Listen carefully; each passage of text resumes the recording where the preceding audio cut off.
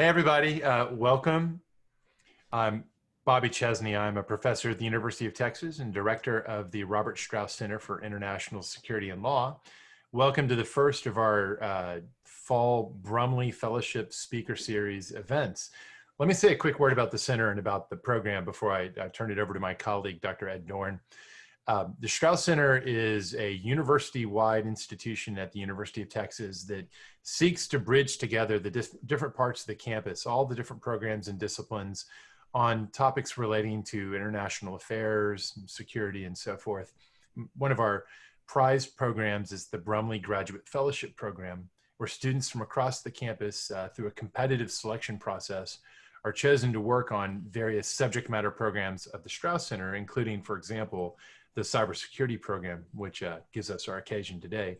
One of my favorite things about this program is it gives us a chance to really get to know a handful of just amazing and wonderful UT students. And it gives them a chance to select someone that they'd really like to meet, someone who'd be wonderful to present to a UT audience in a public event like this one. And that's what gives rise to our occasion today. So without further ado, let me turn it over to my friend and colleague, Dr. Ed Dorn, so he can introduce further what exactly it is we're about to do. Ed, it's all yours.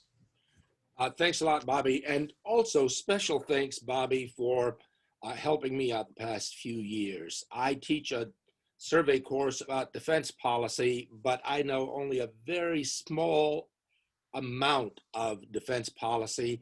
And Bobby has been kind enough on several occasions to step in and fill in that huge gap in my knowledge dealing with cyber security and cyber conflict. So thanks again, Bobby. Thank you. My pleasant task here is to introduce Caroline Burks, who will then introduce our speaker for the day. Caroline is a third-year student in the UT School of Law. She's a Strauss Cybersecurity Fellow and a Brumley Next Generation Fellow in Cybersecurity. Caroline's already published a couple of articles, one dealing with cybersecurity policy, one dealing with intelligence theory, and she has a piece in the pipeline about education policy. And in the area of cybersecurity, Caroline is especially interested in attribution theory in cyberspace. Caroline, take it away. Thank you so much, Dr. Dorn, for introducing me. I now have the task of introducing Dr. Jonathan Welburn, who is our speaker today. He is a RAND researcher focusing on economics, cybercrime, and game theory. He holds a PhD in decision science, along with a bachelor's in industrial and systems engineering. Among his research, Dr. Welburn was part of a team that recommended the creation of a global cyber attribution consortium, a stateless body that provides independent investigations for major cyber incidents in order to resolve some of the most pressing attribution issues in cybercrime. Thank you, Dr. Welburn, for joining us today to talk about accountability as deterrence in cyberspace. Thank you so much, Carolyn. Thank you for that introduction. It was a wonderful introduction. And to be invited here to the Strauss Center and this Brumley Speaker Series, I think is really excellent. And I've been able to meet with students earlier and was really impressed with all of the great work that's being done here. I'm going to share my screen, and let's hope that all works smoothly.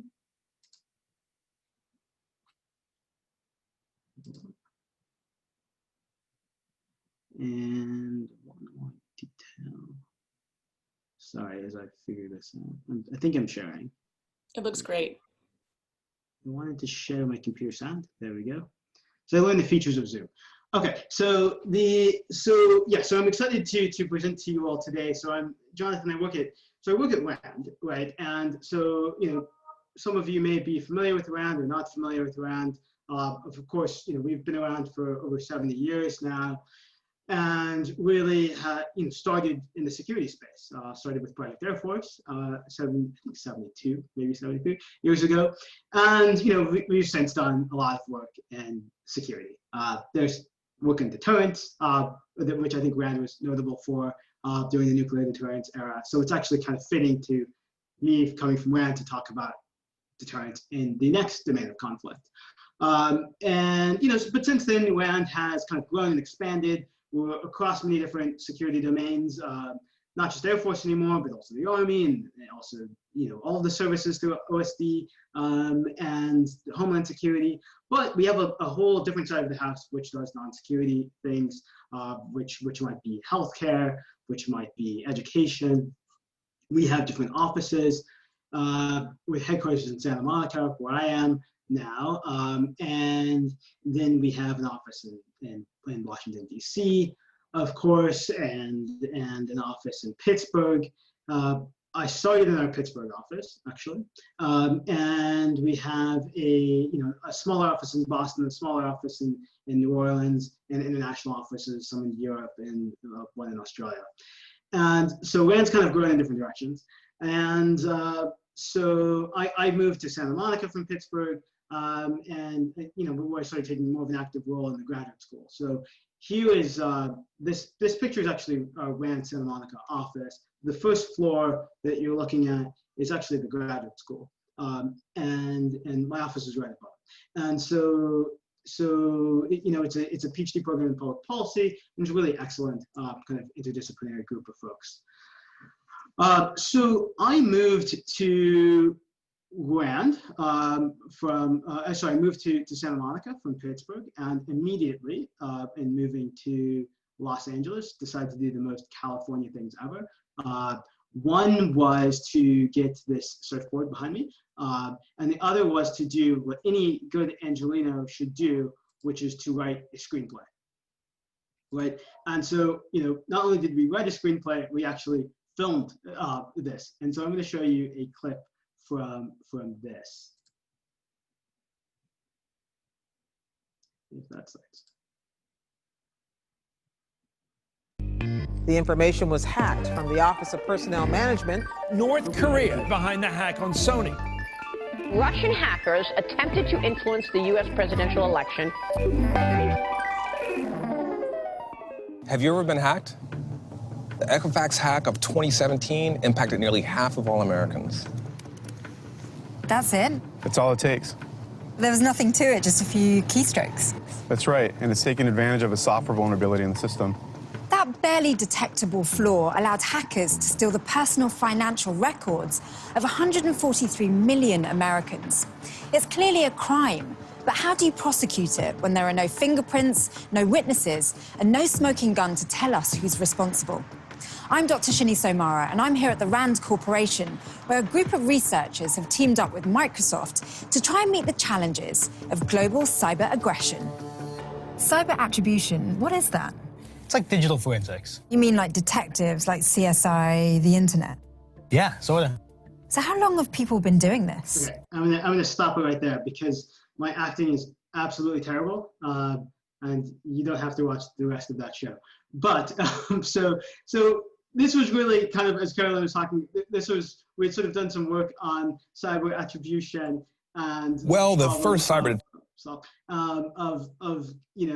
in cyberspace, and so bring forward to today, it may seem weird, right? In the middle of the COVID-19 pandemic, which is probably the largest risk we've seen, at least in quite a while, to pause and take a minute to talk about cyber. But I actually think it's a really appropriate time to do so. Because if we just think about a day in the life of cyber, right?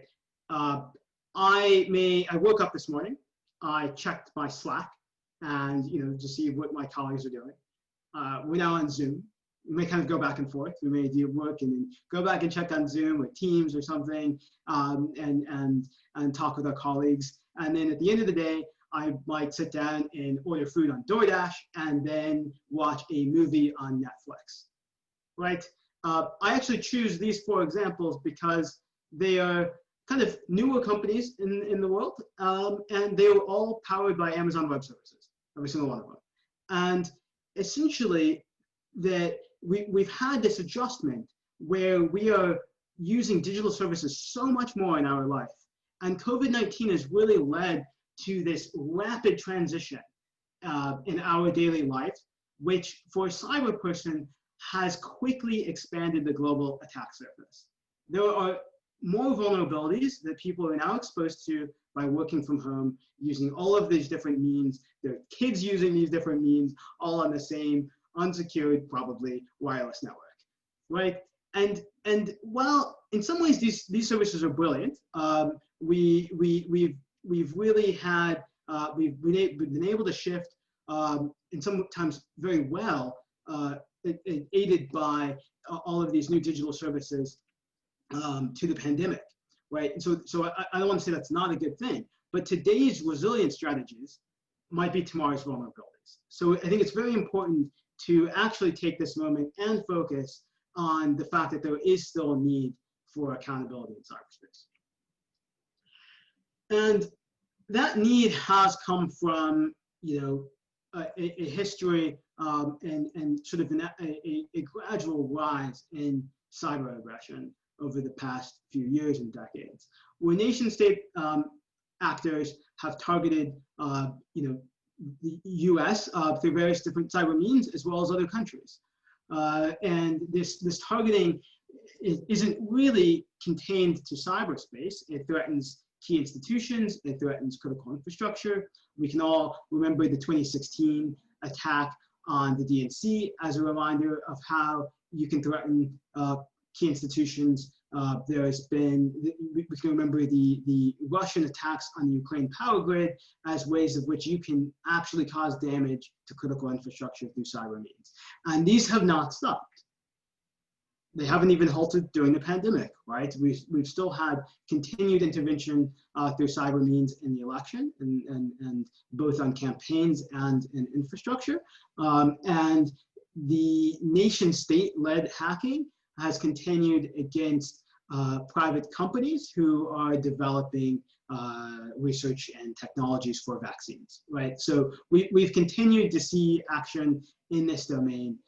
And the other problem is that cybersecurity best practices have yet to halt increased aggression.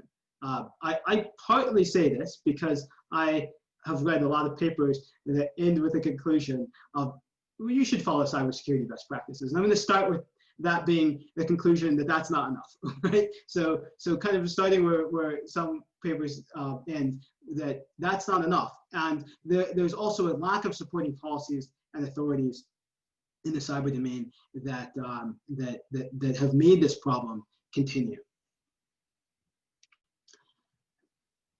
Now, there's different approaches for accountability. I'm going to talk about two. I think that more than likely there are many of you who are thinking of others, and in the Q&A session, I would love to hear from you about that. And the two approaches that I've been working on have been the sort of government action and cyber deterrence. So it's like the state solutions where you can try to improve accountability through deterrence. And then there's a second approach, which is that you could improve sort of cyber norms, you could improve you can enhance international law, you can come up with the Digital Geneva Convention that also hold people accountable. And those are either you know, sort of intergovernmental or non-governmental solutions to improving accountability. And you know, generally, as I've been working on these and kind of coming together, and it's nice to talk with all of you today to think about these ideas more concretely, because I think that they're not necessarily independent. And in fact, their success hangs on the same challenges. And that we should, and perhaps you know, when we get to the Q&A session, I'm very interested to hear sort of what you think about that as we're kind of developing our way towards, you know, from problem to actual solutions that we can start proposing and that I've been proposing. So first step then in this talk, so we'll go over all of these things, these two different approaches and their intersection through this talk. And we'll start with cyber deterrence. And cyber deterrence is you know, one of my favorite topics. And so, and I think everything, it's kind of a fundamental pillar here that we can build on. So there's a need for deterrence. And deterrence is this policy which is aiming at dissuading adversaries from attacking under the threat of consequence. And generally, it's good to look at deterrence when defense alone is not enough. And at a national level, we should be developing a cyber deterrence framework. We are, you know, over the past few years, this need for cyber deterrence has actually drawn some key attention. So let's talk about that attention for a second. Here is a statement from the fiscal year 2019's National Defense Authorization Act. And this is a strong scolding from the Senate Armed Services Committee, where they said, the committee has also placed a strong emphasis on the need for developing a comprehensive cyber deterrence strategy. Unfortunately, the committee believes that the responses to those requests have been insufficient hitherto and incommensurate with the threat we face in the cyber domain. And they go on. They said that it shall be the policy of the United States with respect to matters pertaining to cyberspace, cybersecurity, and cyber warfare, that the United States should employ all instruments of national power, including the use of offensive cyber capabilities, to deter, if possible, and respond to, when necessary, all attacks or other malicious cyber activities of foreign powers that target United States interests. They called for a need to determine response options, denial options, cost and position options, and options for a multi-pronged response. And so some of my work on this topic has followed out of this request for improved cyber deterrence and improved understanding of these options, these 4 bullet points here, and in the National Defense Authorization Act of FY19. But those calls have actually continued. I mean, if you, for those who are reading all of the reports coming out, there's the big Cyber Solarium report, and they made a significant point, a point of really pointing to this need for a national cyber deterrence policy or strategy also. So we can then think about what does that mean? And so first, what's included in deterrence strategy, generally speaking, that we can build on. So deterrence, essentially, I'm going to split this up into 2 different arms to start. You can work in deterrence by denial and deterrence by punishment. Now, denial is essentially saying that you would deny your adversary, your opponent, the benefit of attacking you. You can do this through security and deception. You can do it through resilience. One example I like to give on deterrence by denial is, well, not everybody remembers the time probably before taxis, when taxis were still a thing.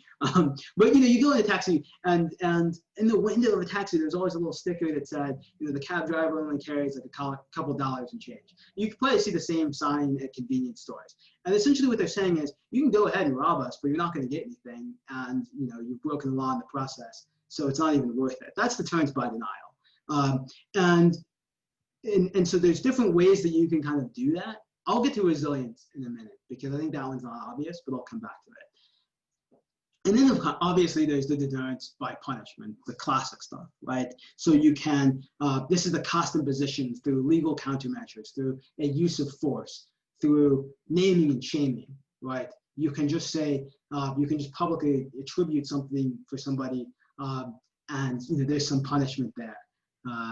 And the use of force can get complicated itself. You can have cyber countermeasures, you can have military retaliation, you can have legal retortions, you can have many different ways of doing this. And now there is a third arm of deterrence, entanglement. Entanglement's kind of a different concept. And entanglement is essentially saying that you bring these 2 countries together more closely. The 2 countries are economically intertangled, such that attacking one country and bringing them down also hurts you. There's blowback from it. And in many ways, I think entanglement has been associated with the sort of post-war order and the relative calm that we've had. where this has been the, no two countries that trade together actively will go to war. That type of idea. This talk will not be about entanglement. I think that there's probably a lot to say on this, particularly as everything changes with, sort of U.S. and China conflict, even though we're, particularly strong trading partners. So there's more to be said about that, but this talk will really focus on the denial and punishment arms of deterrence. And I said I was going to talk about resilience. So deterrence by denial through resilience is an interesting argument that we've made. So a couple, maybe this was a year ago, we had been focused on this question of there's a threat to the power grid, right? Russia had successfully pulled off attacks in Ukraine. They had successfully infiltrated the U.S. power grid. And exactly what can the United States government do? And we were focused on deterring these attacks on the power grid. And essentially, part of the problem with the power grid is that it is vulnerable to cascading failures. So a localized problem, which could be a natural disaster, it could be a cyber attack, can take down large swaths of the grid. And but the interesting thing is, if you make the grid more resilient, you kind of prevent those cascading failures from happening, which is good for natural disasters. But it's also good for cyber deterrence, because what essentially you're saying is you can go ahead and attack this part of the grid, but it's not going to do anything. And that part has quite a deterrence value, as well as just being something you should generally do anyway. So we kind of advocated for the resilience part, and I think it's a good strategy that one can do to kind of reduce this aggression on critical infrastructure. But so then there's the rest of the deterrence story, and I think that when we think about deterrence, it's obvious to go back to the nuclear domain. There's just so much about it. There's movies, there's books, and I even started this talk by making a reference to it. So the point, though, is that the ambiguities of cyber deterrence are starkly in contrast with the clarities of nuclear deterrence. There are significant problems, right, where that you have in the cyber domain that you didn't necessarily have in the nuclear domain. One being that these two things being attribution and signaling. And in cyber, there's uncertain attribution after an attack has occurred, unlike nuclear, right? It's not clear where it came from. Credibly conveying an attribution is a challenge, and this attribution challenge kind of undermines your response capabilities. And that's something we'll get into in more detail. And then there's the signaling problem. So with conventional weapons, you get to have a military parade and drive your big bomb down the street and say, look at my big bomb, and then you can have a weapons test and say, look at my big bomb blow up, and that all works. Everybody says, okay, fine, I'm convinced that you have this weapon and this capability. But in cyber, if you did that, you'd essentially be telling your adversary, you'd be giving a gift to your adversary, saying, here's your vulnerability, you can go fix it. So you can't really do that as easily in cyber. It's a little bit obscure. Even with that, I think these are problems you can overcome, and I think that signaling will actually talk about how you can use signaling later to your advantage. But imperfect attribution, in my view, in the view of my colleagues, has not necessarily prevented some degree of cyber deterrence by punishment. I think it's something that you can work with. It just gets complicated. But deterrence by denial is still likely to be the key part of a cyber deterrence and defense strategy. But we can talk more about these comparisons between classical and cyber deterrence, because I think that they're interesting, right? So cyber, both types of deterrence require attribution. They require the use of thresholds. They require the use of of being credible in your response and having the capability to respond. With both, there's a superiority of offense over defense. You have the strategic and tactical use of weapons and preserved strike and strike, there's also the potential for unintended consequences, for cascading effects, for escalation. Those are both concerns one can think about, perhaps even more with cyber that you could think about. The differences, though, are really important, because this concept of mutually assured destruction, whatever you think about it, it doesn't exist in cyberspace, or at least it doesn't obviously exist. The barriers to entry are very different. There's very few countries with nuclear capability and a lot more with cyber capabilities. There's a lot of countries with small cyber armies that are actually active, because the barriers to entry there is much lower. And in fact, it includes non-states are able to play at a state level at a level of states, and those non-state actors then threaten stability in general, because they can be confused with nation states, they might work for nation states, and they really have generated this risk for escalation. With cyber, there's no need for an existing military conflict.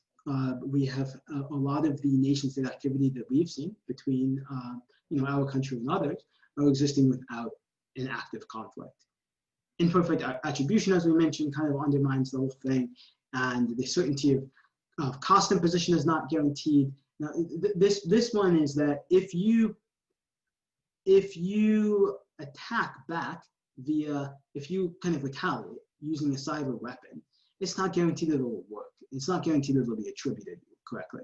And there's also difficulties in signaling and demonstrating the capabilities that I just mentioned. But with that, the defender has a country. There's still something to work with here, and there's a strategy space that we can see countries starting to have. If you're going to retaliate, you have a lot of options for how you can do it, and this is a part of the deterrence issue. You can do it through covert means or through overt means. You can do it within the cyber domain, or you can do it cross-domain and start looking at other military actions, essentially kinetic weapons that one could use, as well as non-military actions, the use of legal torsion, sanctions, etc. That might be, those actions all have different implications. When you get down to the bottom of this tree of military versus non-military, of the possibility for escalation and de-escalation. So there's a lot of implications for the path one takes through this decision tree. And some of those implications come with benefits and risks of each strategic option. So starting in the upper left part of this, and one would be really tempted to retaliating always within the cyber domain through covert means, right? Because when you do this, you minimize the exposure of false attribution. You can be wrong in your attribution. And you reduce your exposure of your cyber capability, because once you kind of do this publicly, everybody sees it. However, you can also have a potential low impact when you do this, and it might not be attributed correctly, right? So the attribution problem goes two directions. You have to attribute the attack on you, and when you attack back with cyber, they have to attribute the attack came from you for deterrence to work through cyber. So that's a problem. Now, that may send you over to the overt means. So if you do this publicly, then you get to publicly name the adversary, their means, their methods. You've sort of guaranteed that the adversary can attribute this to you, but you have this global exposure. You have this loss of intel that happens, and you have this possibility for embarrassment if you falsely attribute. You can do this cross-domain then. You can say that you can minimize exposure with false attribution by doing it covertly. You have all those same benefits, I guess, and you don't expose your cyber capabilities if you do a cross-domain, but you can risk the exposure for escalation if you do sort of a covert use of force against another country. I'm gonna guess a lot of people are gonna think what's legal. We'll get to what's legal in a minute. And then you can also do the cross-domain, overt means, doing this in public and having a sort of potentially this risk of escalating because you've publicly used, kinetic retaliation, and you might have a lot of risks going with there, but you also do have this clear use of force and the clarity that comes from that. So there's a lot of options out there. And first, if you're going to think about deterrence, there's the actual strategy of deterrence that needs to be clarified. Then there's the legal part, and et cetera. And that's where, with my colleagues, we did this is now my second Dr. Strangelove reference. I think I've maxed out. There's a paper, Cyber Deterrence, or How We Love to Stop Worrying and Love the Signal, which we did this for the Office of Secretary of National Defense to really focus on what this national security, what the cyber deterrence policy should be. There's a backstory here. That I think a lot of people aren't convinced that cyber deterrence even works. So that's part of the the objectives and kind of what we're able to overcome with this work. And so we were trying to shed light on some conditions for cyber deterrence effectiveness. And we're doing this through an approach which clarified what the strategies for an attacker and for an defender are, and to actually solve this analytically in a game theoretic context. So we modeled strategic interactions of deterrence. We had a single attacker, we had a single defender, and they operated in a sequential move game. I'll talk a lot more about that in a couple slides, but essentially those attackers the attacker could decide to attack or not attack. Very simple. The defender could decide to signal some capabilities that they have a strong hand or that they don't have a strong hand. Essentially, they can say, well, I am very capable of responding if you attack me, or I'm not capable. And they get to tell you that in truth or be dishonest about it. And then they get to retaliate or not retaliate. There's a lot of imperfect information, and that's one of the most important parts of doing this and kind of analytically going through the deterrence idea. And there's the imperfect information on detection and attribution, and there's imperfect information on somebody's capabilities. So in this game, we set this up so the attacker receives a reward if it attacks somebody successfully. And if the attacker attacks and gets retaliated, it gets punished. It receives some type of penalty. If the attacker doesn't attack and gets retaliated, it still receives a penalty. But in general, the attacker won't attack as often as possible as without being retaliated against. Sorry, wants to attack as often as possible without being retaliated against. That's its incentives in the game. And the defender is on the flip side of that. They incur cost every time they get attacked, and they get a little bit of a reward if they successfully retaliate, and they also incur a cost if they incorrectly retaliate. So defender wants to limit the number of attacks and minimize the amount of times it falsely retaliates. So we set this up in the game. In this game, here's essentially the sequences of it. The attacker moves first. They just decide whether or not to attack the defender or to not to attack the defender. Once they attack, the defender observes the signal. They observe with some probability that these are all the pies. With some probability, they observe a correct signal that they were attacked. Right? That's basically saying with some probability they can detect it and attribute it. With some probability they're wrong. And given that signal, the defender chooses whether or not to retaliate or not retaliate, and they get payoffs. Both the attacker and defender get payoffs associated with this game. This simple game is the attribution game. And we went about solving this, but then we added to it. So this was the attribution game with signaling. And so this is adding the complexity of signaling to the game, where now in the first move, the defender essentially gets this capability. They're randomly given a capability. Do you have a high capability or a low capability to retaliate? Then they get to choose whether or not they signal a high capability or a low capability. Essentially, they can be honest or they can lie. And once they signal this capability, then the attacker makes the decision of attacking or not attacking. And they're essentially restarting this attribution game. But the point is that the attacker doesn't know which game it's playing. It doesn't, when it's in this sort of red bubble, it doesn't know if it's in they saw a high signal. They don't know if they've been lied to or not lied to. And the same goes for if they see a low signal. So you just have these information problems. And solving this game taught us quite a lot about the national deterrence policy. We had found that the defenders should be deceptive on their true capabilities. Essentially, they should signal deceptively. If every time the defender got a high capability, they were honest about it, and every time they got a low capability and they were honest about it, then the attacker would learn to take advantage of that. So they have to lie a little bit, just to kind of improve their deterrence capability. The other things that we found is this is obvious, but it falls out of the math. High attribution improves deterrence. Essentially, if you improve the likelihood that the defender is correct, then they're able to retaliate more every single, if you had perfect attribution, every single time the attacker attacks them, the defender gets to retaliate. And then the attacker would attack a lot less. So attribution is an important part of this. Then the increasing the cost of correct retaliation relative to incorrect also improves deterrence. So even in a world where you don't have perfect attribution, you kind of would want to retaliate with more force when you have a high confidence of your attribution, and sort of with less force when you have a low confidence. So these fall out of the solutions to the game.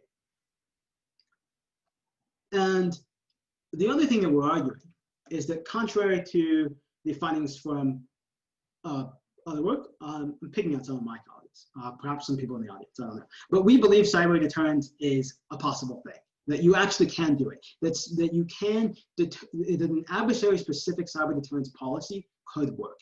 It's not going to be the same for every adversary. It's going to depend on the adversary's characteristics, but we do think that the deterrence policy could sort of lead to fewer attacks. Ultimately, deterrence by denial, so patching, resilience, other types of security, is the best, real mechanism. However, the Department of Defense, other countries can improve deterrence through an adversary-specific retaliation strategy, and that we found this other interesting thing, which we call anti-deterrence in the paper. I think actually has a real meaning in military strategy. So if one of you knows it. So essentially, we found that under some curious cases where the defender had a strong hand to retaliate, and you might think of another time where the attackers are relatively weak. There might be opportunities to kind of induce them to attack, so that you could retaliate when you were strong and kind of make that point that there are rules and that you would kind of there are consequences, and here are the consequences. It's kind of like, when you have this strong capability, you might want to encourage somebody to attack you so that you can kind of publicly say, don't do this to everybody in the world. And we found this sort of curious idea as a possibility for military strategy. But as you're going though towards this this deterrence, national deterrence policy, there's a bunch of questions that you still have. I mean, I think that we're arguing that this is possible, but you have these problems that you need to figure out what you can legally do. First of all, I imagine many people have that question, and the game theory completely avoids any type of law. So it depends. What are your legal options? And the other thing is that for deterrence theory to work, you kind of want to have these use of thresholds, right? You want to say, if you pass this line, we're going to attack in this, we're going to respond in this way. And so I think that it's important to really think about what the cyber norms are what the norms of should be in this cyber domain, right? So then going away from game theory and straight up into international law, which I'm loosely capable of talking about, but the challenge from international law kind of comes from the ambiguity of cyberspace, and it cuts in two directions that I think are really important when thinking about international law. That you have the cyber attack attribution that's unknown, and we've talked about that. But you also have the cyber attack severity that's unknown. Sorry, not unknown, but fuzzy. One can, if you look at the DNC attack versus the Russia's attack on Ukraine's power grid, the DNC attack is of fuzzy severity. It's unclear how severe that would be. Of course, it matters and is deeply concerning, but is it a use of force? There's question marks, right? That aren't obvious. Obviously, it crosses a red line, but which red line? And then, but the Ukraine attack, obviously, that one is severe. So the fuzzy severity also kind of matters and undermines this. And this ambiguity leads to some other problems, which is this lack of clarity and the meaning of use of force in cyberspace I think can lead to some unintended consequences where a country does something which it believes is under the threshold of use of force. The other country thinks it's above the threshold, so they think that their proportional response, is higher than the other country thinks is justified, and you get some escalation. Then, this problem has led to calls for an update to the Geneva Conventions, such as a digital Geneva Convention, and that's kind of what was motivating taking a closer look at this. And when we took a closer look, we got this table of options that for the United States government, and this is kind of what we are recommending. The U.S. government can shape its deterrence strategy under international law, in kind of following these options. So in this table, you have these two axes. You have attribution, whether or not you're able to. This is who you attribute it to, not your confidence, and that's kind of a different dimension of this. But whether you can attribute to a state actor or a non-state actor with state support, or a non-state actor without state support, and whether or not you can respond, with an armed attack, use of force, or less than use of force. So starting in the upper right, if you essentially get attacked by a state actor, but the severity is deemed to be less than a use of force, then you have options. Your options are legal countermeasures, retorsions against that responsible state. You can sanction them, right? Then if it escalates up to use of force, now you can use cyber countermeasures against that responsible state. If it goes up to an armed attack, you can use military retaliation. So a proportional response, kind of using your right to self-defense. If it's a non-state actor, then with state support, then and it's a less than use of force, you still have those legal countermeasures against the host state. You can also do civil and criminal sanctions against the responsible non-state actors. When it's use of force, you can take the cyber countermeasures against the non-state actor or the host state. When it's military retaliation, you can do that. When it's an armed attack, you can do that against the non-state actor or the host state. Now you can see that I kind of unintentionally put this part as a lighter gray, but it is definitely more of a gray area because you have these ors and those problems that can happen immediately. Then if you go down to the non-state actor without the use of support of the state actor, you have all there's some countermeasures against the non-state actor. But the difference is that you can do legal countermeasures against the host state if it's unwilling or unable to halt the attack. When it goes over to the military retaliation, you can do that against the state only if the host state is unable or unwilling to halt an attack. So in international law, you have this roadmap that we've kind of put out there in a paper, which says here are the different strategies. The way that I would think about this is you can find yourself on this map for, take the cyber attack on the power grid. That might be considered an armed attack by a state actor, and you get this ability to come back with a military action. You can go back to our game, that game tree, and say, what would the correct strategy, the adversary specific strategy be on your use of force? And think about how to retaliate, with which likelihood you retaliate, to those proportional means. And I think, so the picture then when you look at international law is interesting because I think there's general agreement that the same rules governing the right to war and the conduct in war apply. You can go back to the Geneva Conventions, the Protocols 1 and 2, and UN Charter Article 2, which kind of tell you about, your right to self-defense and what you can actually do, the law of armed combat. They do apply. And that's how we're able to make that chart. And there's other things which are very helpful, like the Tallinn Manual, which do update thinking on the international law in cyberspace.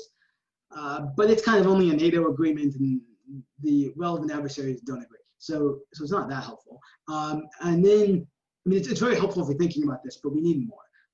So these efforts have been continually updated in the past, right? There's been Geneva Conventions updated in 1864, that was the first one, 1906 and 1949, and you added the additional Geneva Conventions in 1949.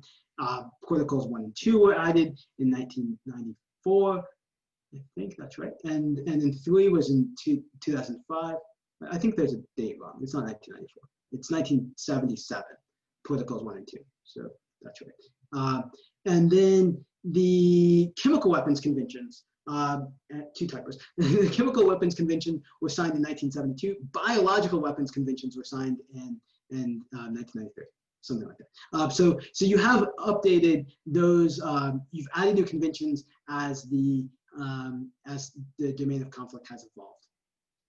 So updates in the cyber domain could overcome 2 challenging uncertainties of attribution and severity through increased, through sort of approaches that revisit the international norms and international laws. But if it's not clear, because I've said it, I've not kept account of how many times I've said it, but attribution is an essential theme of all of these concepts. It's always very important and underlies success in accountability and cyberspace for every approach. And the elements of attribution, some of you might be really familiar, some of you might not be. So I thought I would add something. You kind of attacked out of darkness and you don't know who it came from. How can you figure it out? Well, those attacks have a bunch of different characteristics. They have all these technical indicators. There can be timestamps on the code compilations, different strings which are repeated and used over and over again in different lines of code. North Korea being an adversary that does that notoriously, especially with typos. There can be command and control infrastructure that the code's calling back to. You can have different exploits and complexity, which might show you who it is or show you who's capable of doing it. There might be identifiers such as shared passwords. Coders are human beings, and they are also kind of, if you think of yourself, you kind of go back to the same things over and over again, like me with Deterrence, and they do the same thing with their code. So, and they have malware families, and you might look at their motives, who has the incentive to do this. And there might be third-party intelligence, such as human intelligence, SIG, that type of thing, which helps, which might help significantly. And then there's the tactics, the TTPs. There's sort of course indicators, which kind of evolve slowly. And essentially, what you might see when I look at a cyber attack like North Korea's attacking of the Bangladesh Central Bank, they had a lot of these things where it was just, they had used, there were strings that were shared, there were exploits that were shared with many of their other different previous attacks, so that you can really start narrowing it down. And then you also what nation state has the incentive to rob a bank? North Korea. So you can kind of go through it that way. And what we did here was looking at all these elements of attribution, understanding that this is a fundamental part of everything, that there really needs to be an approach that solves this attribution problem. We have a recommendation. That was this Global Cyber Attribution Consortium, or GCAC. And GCAC, essentially, we propose this as a stateless attribution body that would meet the need to, so they would meet then to come and attribute high-profile cyber incidents. They would be composed of experts from academia, so potentially some of you, and from industry would come to be a part of this consortium. They would express their level of confidence in the attribution, and also bring, the goal here is to bring credibility and ultimately accountability. And I will use the DNC attack as an example of credibility, where the United States government came out and really convincingly said here's all the intelligence that says that Russia attacked us. However, that was, there's a lot of it was blacked out. It was very much redacted and it was very much shortened. So I don't think it was that convincing to people who were skeptical of the United States government, right? And so that's the idea of this being stateless is to overcome that problem. So the way GCAC within me set up is under these 5 different tenets. One is that it would have formal triggering condition standards. So we kind of thought about this like the Supreme Court, where they have this discretionary docket and there's some criteria for taking up a case. So the Bangladesh government could say, we've been attacked by what looks to be a state actor in our central bank, and they would bring that to GCAC, and GCAC would say, of course, that's met our standards, and we're going to take on the case. Let's quickly assemble a team and we'll get there and we'll start moving there to collect evidence. They would try to collect this evidence responsibly and protect data. They're kind of working with the attacked party. And then they'd use that evidence, all of those sort of attribution elements that I was talking about, and come up with an attribution decision. And they would then give an attribution confidence, a level attached to this, and essentially, some idea of indicating the level of confidence for that decision. It can be strong, it can be weak. And I think that's important. And that would come out in this notification and public statement, which has consistent language and formats so that you can kind of compare over these different multiple attacks and see, okay, this one was uniquely this country, or this country is doing certain types of things. And you can understand also, what that attribution is across different cases to see where it's relatively strong and relatively weak. It also would importantly come back to this severity idea. So you would have this severity and sophistication assessment so that you could, kind of communicate and compare this similar to other things like a hurricane severity, different levels. And those are getting to 2 of those key problems in cyberspace, where you need to overcome the attribution issue, but also to understand the severity issue so that you can really start using international law in order to hold countries accountable and in order to kind of come with that deterrence policy. So the way I see this is that there are many different and heavily interconnected pathways to accountability. We've talked about 3, and those overlap a lot. There's deterrence, which is that you can, use the either denial or the threat of cost imposition to dissuade an adversary from attacking, to reduce aggression in cyberspace. You can use norms, which sort of clarified international law, and really deterrence, I would argue, depends on those use of norms. You need those thresholds to be explicit. So I think it's in the best interest of all countries, including the US government and others, to have clarified norms and clarified international laws applicable to cyberspace. And in order to, even for that, and for all of these things, you do need credible attribution. I see that as the credibility, it being important that comes from either non-state, a stateless organization like the GCAC that we proposed, or at least an intergovernmental organization to gain that credibility. So all of those things build on each other. And I kind of hope that that's convinced you of those things, but now I'm happy to see your questions and so that we can talk about this a little bit more. I've also left links to the 3 papers that I've talked about a little bit here, the different ideas that you can kind of go through. So, yes. Thank you so much, Dr. So if anyone has a question, you can submit that to the Q&A button on the bottom of the screen. And I'll start with the question here. Hey, Carol, sorry, you're echoing quite a bit. It could be my speaker also. Can fix this. Is that better? No, you're still echoing. Caroline, it sounds like you're echoing as well. I'm going to put on a headphone and see if that helps. Are we still echoing? Okay, there we go. Okay. So we have a question from student Roy Falik. He says, what effect does deceptive high signaling have when the bluff is called? Wouldn't that make you more of a target?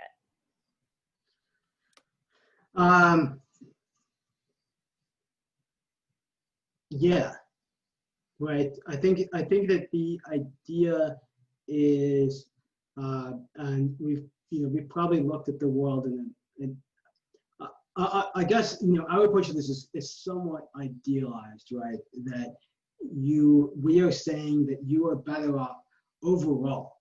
U.S. government's better off overall by playing this mixed strategy in a game where with some likelihood, essentially saying roll a dice, and with some likelihood, you signal deceptively, and that you obviously you have to be careful, but I think overall when you're getting attacked repeatedly, you're better off by taking that approach where you kind of with some probability signal deceptively. That's what we're saying. You wouldn't want to be honest all the time, and so you have to be deceptive some of the time. But you're right, when your bluff is called, that does make you look bad, and I believe that that's kind of counted in our penalties as well in the game. Thank you. And then, so you talked a little bit about offensive versus defensive signaling. An example of offensive being Russia hacking into Ukraine's power grid, and an example of defensive is when Cybercom uploaded malware samples to VirusTotal. Could you talk a bit about the effectiveness of offensive versus defensive signaling for deterrence?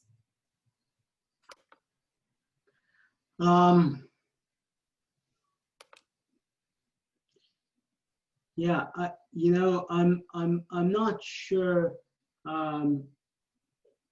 I think it's a good question. I'm not sure that I think both of those are good strategies.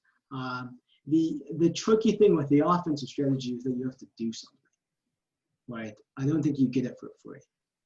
You have to be willing to. You gain a lot of credibility by actually using your cyber weapon, and so I think I am advocating for putting us in the uncomfortable space where you have to do something, and not just uploading something that possibly could work, or telling us a story in NPR of this detailed, sort of time you hunted down a terrorist, and the people clicked go on the computer as they did.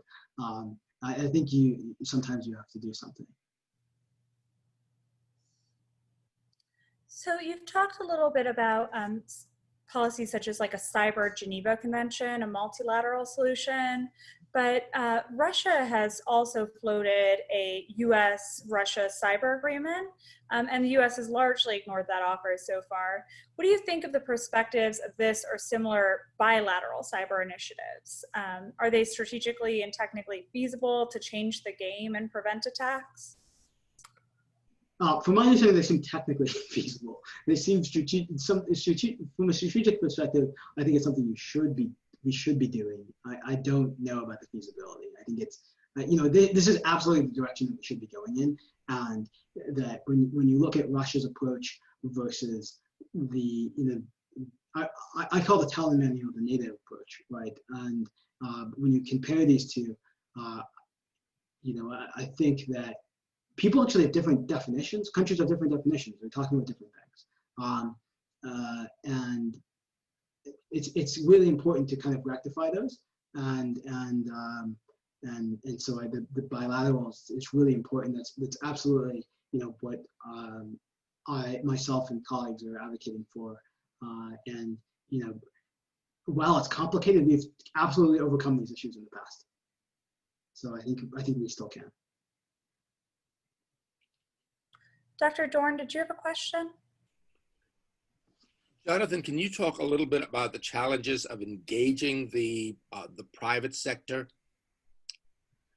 in cybersecurity efforts? Yeah, that's a I know it's a long story. You can just say possible or impossible. Absolutely possible. this work that we did on GCAC, on the cyber attribution, that was funded by Microsoft. I mean, Brad Smith, essentially, from my understanding, was really a champion of this. He spoke a lot about it, and from their perspective, I don't want to speak for them, but I imagine they're annoyed, right? They're annoyed when the NSA kind of creates a vulnerability and doesn't tell them about it in their system, or another government does it, and then the shadow workers come and steal that vulnerability, and half the world gets attacked. I think that's, for them, they're very annoyed by that. So I think that they are, in some case, absolutely advocating for improved accountability on behalf of the nation states. I think there's probably many different perspectives as far as what they want to do about it. Do they want the government to take care of everything? Do they want to be, I think a lot of private companies want to be enabled to hack back and say, okay, well, if you come in our systems, we'll get you, and we'll, right now they can kick them out of their systems, but maybe they want to do a little bit more than that. And so I think there's many different ideas as far as what they could do. I would also say that the other important thing to note about private companies in cyberspace is that I don't think that their incentives always align with what the government wants, and so that's where there's, whenever that happens, there's a role of policy to kind of get in the way and kind of align things in sort of the best interest of the country or sort of the world, and that's probably an issue that for example, if companies might not have the incentive to make their products as secure as they need to be for their end users, and that's something that should be corrected. One of the challenges you mentioned in the old model was that oftentimes the evidence presented by nation states isn't necessarily believed, or there's doubt involved in that. Do you think that shifting to this global council would shift decision making enough that we'd see a significant change? So I would hope. So I think under some cases, yes. So I think that,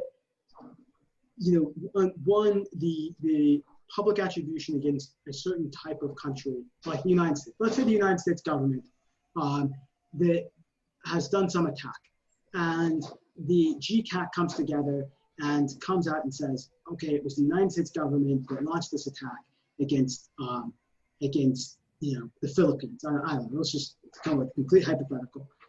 Us as U.S. citizens would be, I think, kind of alarmed by that, right? We would not like that story, and so this sort of public naming and shaming of it, I think, could actually have some effect and want people to kind of hold their governments more accountable, if that happened, right?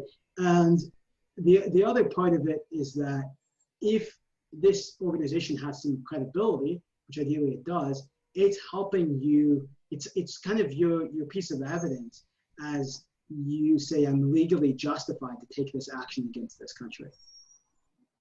There's no teeth involved in this at all, right? It just is. All it is credibility coming from this group of experts. And that group of experts should come from all over the world, right? It shouldn't be a bunch of Americans sitting in it. It should have representation. One of the challenges in attribution right now is that states that have less sophisticated cyber programs often don't have their own resources to investigate these attacks and properly attribute who the attacker was. Would this consortium have a higher responsibility to help those states, or would the threshold be lower for states who wouldn't otherwise be able to do their own attribution? Yeah, I think it's a good question. The way I envision that is that I envisioned those states being the one who actually just came to GCAC. So rather than GCAC explicitly having a bias that says we want to help those states with fewer tools, that those states would be the ones who more often came to GCAC. And that the United States government would say, we attributed this, we had the intel, we know who it is, we don't need to go to GCAC. Also, we don't want GCAC in our systems. So it would be more often the states with fewer resources that would come in the first place. But through however that is, however that would work out, I think you're 100% right. You would want this to benefit countries without the resources to do the investigation themselves. Do you envision the GCAC as being willing to help private sector companies along with nation states, or would this purely be a resource for nation states?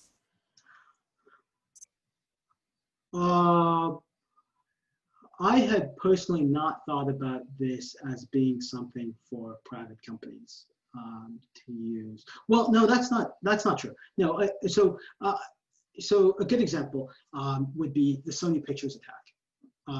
And so Sony could come to GCAC and say, we were attacked, and we think it was by a nation state, and GCAC could help. What I don't know about is whether or not, what I hadn't really thought about is private companies being attacked, or even individuals being attacked by other individuals. I think that's where there's some question mark. But I suppose it would be up to the GCAC to decide whether or not to take on those cases or not. If they're significantly high profile, then maybe they should. And also you don't know, right? So the Equifax hack was one where a private company was attacked, really led to private citizens being attacked, and you don't know if it was a nation state or not. So GCAC should take up that case, right? In that case, in that example. So I guess it goes in all directions. Thank you so much for your time today and for answering all of our questions. We really enjoyed having you. Not sure if Professor Chesney had something to add. I just wanted to say thank you, Jonathan. That was wonderful. And I look forward to future conversations with you about all of this. Absolutely. Thanks for inviting me. And I kind of put my email address up there and links to other papers if people have other questions or ideas.